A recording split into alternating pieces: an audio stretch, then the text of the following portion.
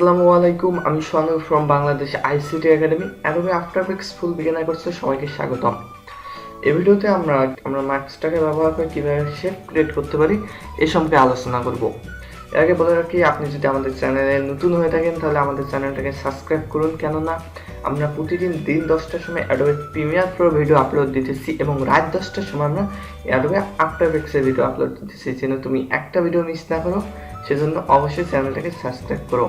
চলুন দেখা যাক এখন আমরা কিভাবে শেপ ক্রিয়েট করতে পারি মাস্ক টুল ব্যবহার করে। আমি সেজন্য ঝটপট আফটার এফেক্টসটা ওপেন করলাম।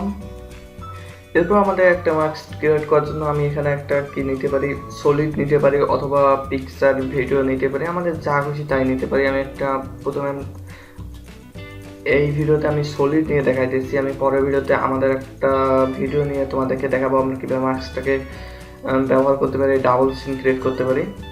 এখানে আমি একটা 720p নিলাম, আমাদের কম সাইজে। আমি একটা এখানে সলিড নিলাম, এখানে আমরা চাইলে সলিড নাম দিতে পারি, এখান থেকে আমরা কালার চেঞ্জ করতে পারি।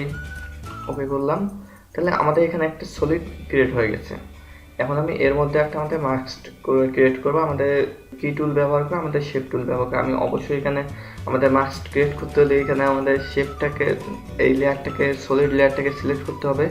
এরপর আমি যে মাস্ক ক্রিয়েট করবো, যে সিস্টেম আমি যদি চাই এখানে ইলিপস টুল দিয়ে একটা মাস্ক, গোল একটা মাস্ক ক্রিয়েট করবো, সেটাও করতে পারি। আমি এখানে রেখে আমাদের লেয়ারটাকে সিলেক্ট করে এখান থেকে আমি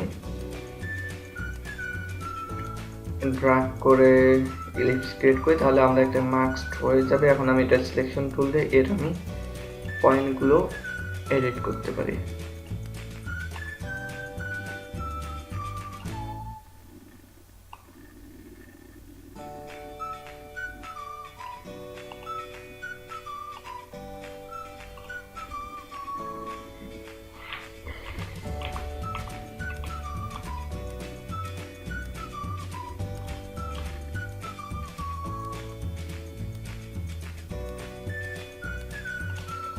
আমি চাইলে এর আগে জেনেছি আমরা কীভাবে পয়েন্টগুলোকে অ্যানিমেশন করতে পারি। আমি চাইলে এই পয়েন্টগুলোকে অ্যানিমেশন করতে পারি, আমি পরের ভিডিওতে এ নিয়ে বিস্তারিত আলোচনা করব।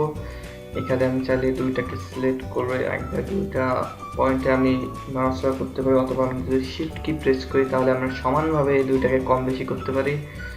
এবং আমি যদি এখানে আরও নতুন পয়েন্ট অ্যাড করতে চাই তাহলে এখানে আমি পেন টুল নিয়ে এখানে আমি নতুন পয়েন্ট অ্যাড করতে পারি এবং এগুলোকে আমি সিলেক্ট করে একবারে 2-3টা কিংবা আমি সবগুলোকে সিলেক্ট করে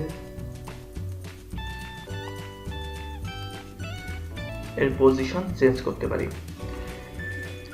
আমি এখান থেকে আবার একটা সলিড নিতেছি, কন্ট্রোল ওয়াই প্রেস করে আমি এখানে একটা সলিড নিলাম, অথবা আমি এখানে যেহেতু আগের একটা সলিড ক্রিয়েট করেছিলাম, আমি এখানে সলিড ফোল্ডার থেকে সলিডটা এখানে ড্র্যাগ করে আনতে পারি। এটাও তোমাদের একটা টিপস মনে রাখবা।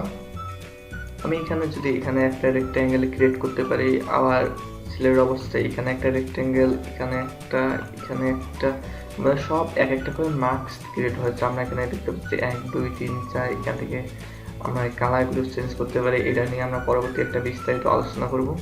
লেভেল, এখান থেকে এরগুলো এখানে সিলেক্ট করে চেঞ্জ করতে পারি অথবা ডিলিট করে দিতে পারি। এখন আমরা 3টা পয়েন্ট দেখতে পাচ্ছি।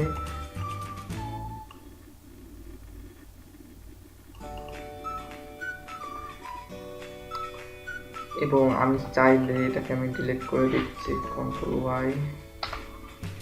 আমি চাইলে এখানে আমরা পেন টুল ব্যবহার করে এখানে আমি একটা মাস্ক ক্রিয়েট করতে পারি। এখানে আমি একটা পেন টুল ব্যবহার করে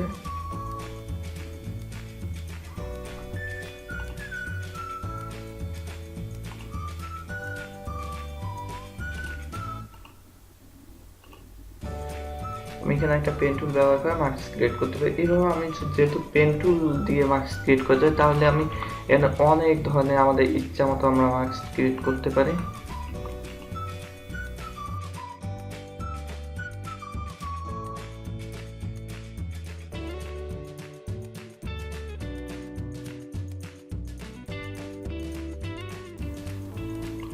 আমরা এখানে এই মার্কস প্রপার্টিটা যদি ওপেন করি তাহলে আমি এখানে অনেক কিছু দেখতে পাচ্ছি। এখানে অ্যাড কিছু এখানে অপশন আছে, এখানে ইনভার্ট, এখানে শেপ, এরপর আমরা এখানে ফেদার দেখতে পাচ্ছি, এরপর অপাসিটি, ম্যাক্স এক্সটেনশন, এগুলো নিয়ে আমরা পরবর্তীতে আরও ডিটেলস আলোচনা করব। সো আজ এ পর্যন্তই, আগামী ভিডিওতে আবার দেখা হবে। সে পর্যন্ত সবাই ভালো থেকো, এবং এই ভিডিওটা যদি তোমাদের ভালো লেগে থাকে কিংবা তুমি যদি মনে করো এই কোর্সটা শেয়ার করলে তোমার ফ্রেন্ডরা কোনো উপকার হবে, তাহলে প্লিজ কোর্সটা শেয়ার করো যেন তোমার ফ্রেন্ডরাও শিখতে পারে। এবং থ্যাংক ইউ।